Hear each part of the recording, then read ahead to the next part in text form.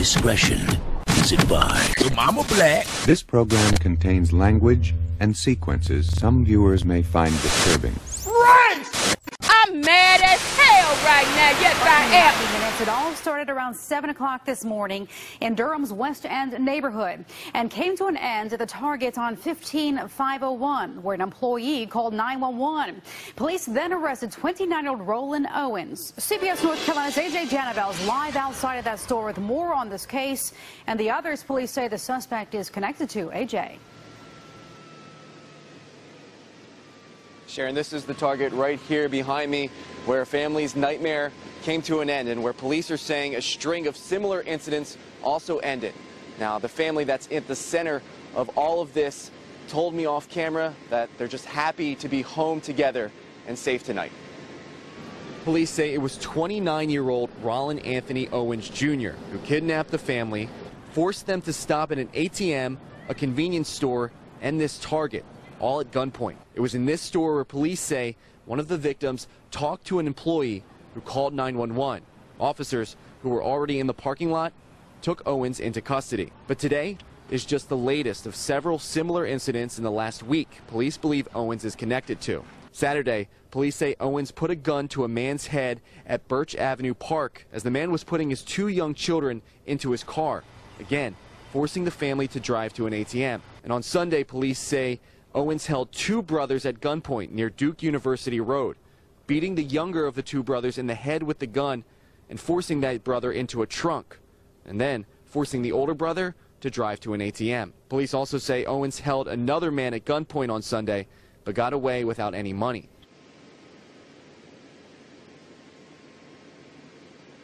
Now, Owens is being charged with several different crimes in connection to these incidents. He's being held on a $1 million bond.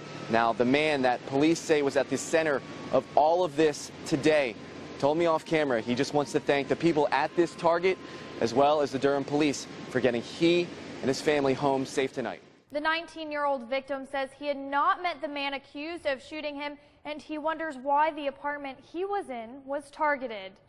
Screaming and like tussling going on in the apartment, and it felt like hours. What felt like hours lasted only about 30 minutes. Shane Feeney recalls the scuffle with a man he says he had never met until Sunday night. Feeney says he was hanging out at this apartment with friends when he noticed someone outside. Police later identified him as Calvin Carter III. And it sounded like he was messing with a gun. So I came back, I was like, I don't know if he is, but it sounds like he's messing with a gun. Everybody like, I'm gonna call the cops. Feeney says while he was on the phone with police, his friends went to a back room. One of them jumped out a window to get help, but came face to face with Carter, who held him at gunpoint. That's when Feeney says he took action. Whenever he turned around, that's when I grabbed him, and his forearms were still loose, so he grabbed the gun out of his waistband and shot me in the leg. Feeney says 5 people held Carter on the ground until police arrived. And he kept wrestling with me. I was like, you have one more chance to please stop. He wouldn't stop, and that's when I punched him in the eye twice. Tucker Williams, who was also in the apartment at the time, says the incident is concerning, but not a fair representation of the neighborhood. Carter is facing several charges, including first-degree attempted murder and aggravated burglary. While Channel 3 was at the apartment today, the people who live in the apartment where the shooting took place were served with an eviction notice.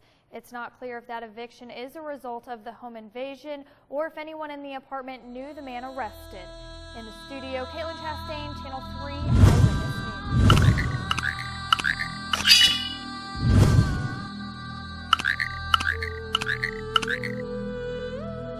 The audio clip is short, just 4 minutes long, and the quality is patchy at best. In fact, there are portions of it you can't hear at all.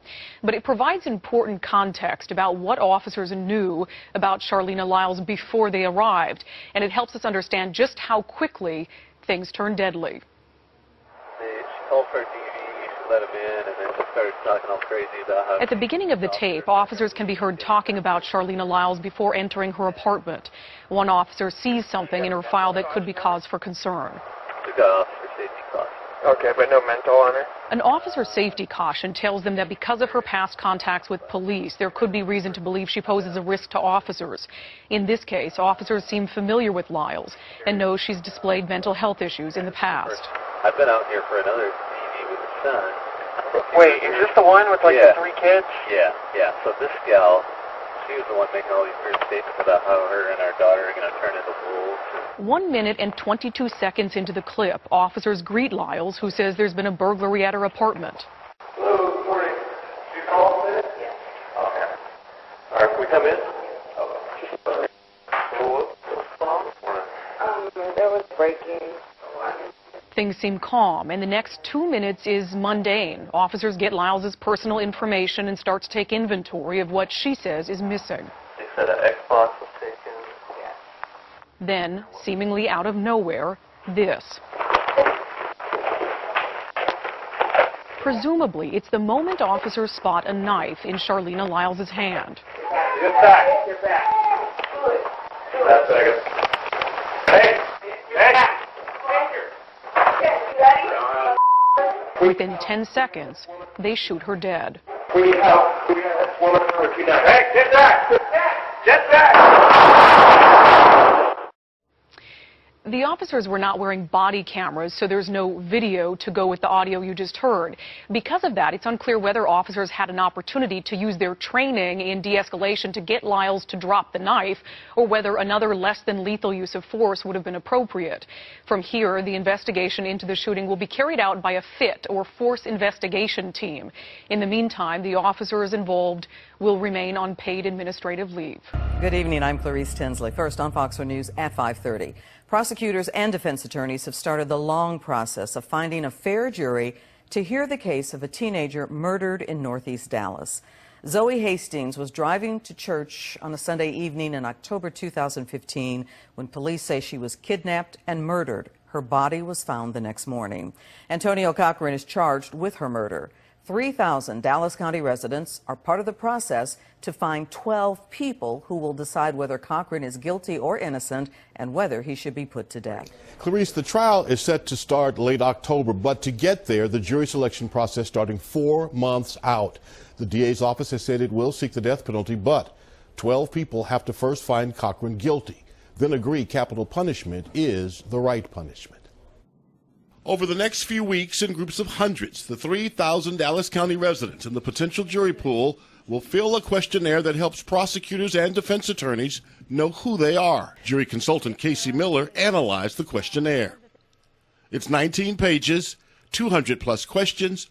A fourth of those ask about views on capital punishment. Recent Dallas County juries have said no to the death penalty against quadruple murderer Irby Bowser and another convicted killer, Juan Andrade. Keith Harris, former assistant DA in the Craig Watkins administration, now in private practice, has tried death penalty cases from both the prosecution and defense table. Seems like there's an increase in whether people really feel that the death penalty is a deterrent.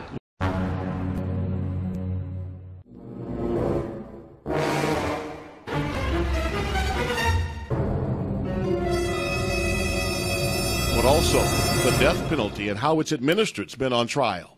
Courts debate whether its practice is humane.